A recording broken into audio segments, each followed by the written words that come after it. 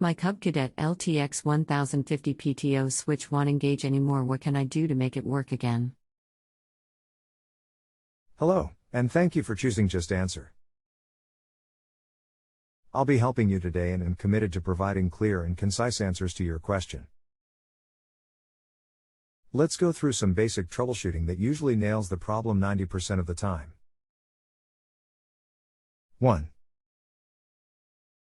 First, check your battery. The PTO takes a great deal of current to operate. Consider that you are energizing an electromagnet that has to stay joined with a metal plate while the horsepower of your engine and the load created by the cutting deck are trying to pull them back apart. If your battery isn't fully charged, or is failing under load, the PTO goes cannot work.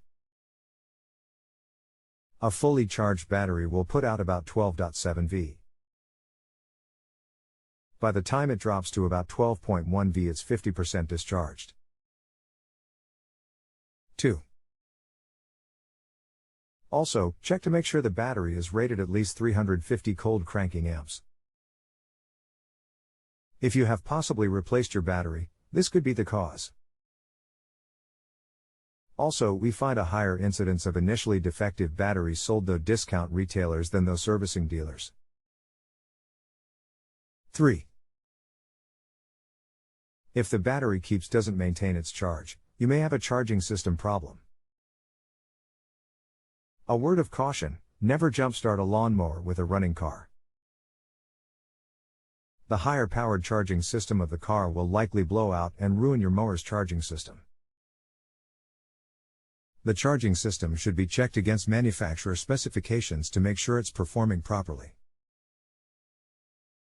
4.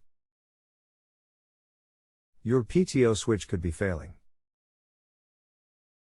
Some switches will open when they get hot. 5.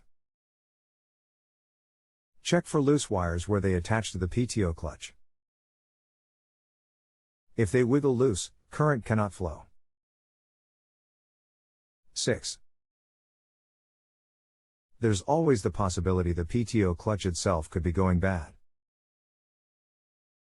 Some are adjustable, and this can make a difference, saving the cost of replacement.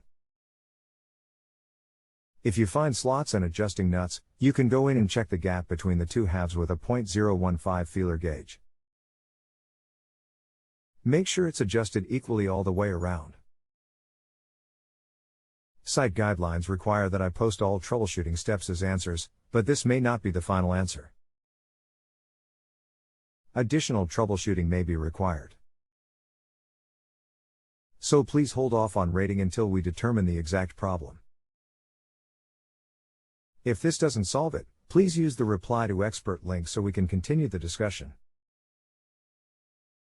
I went and looked at the wires, and the top part that connects to the PTO looks good, but as I followed them down I found two of the disconnected and the look cut. Now what should I do?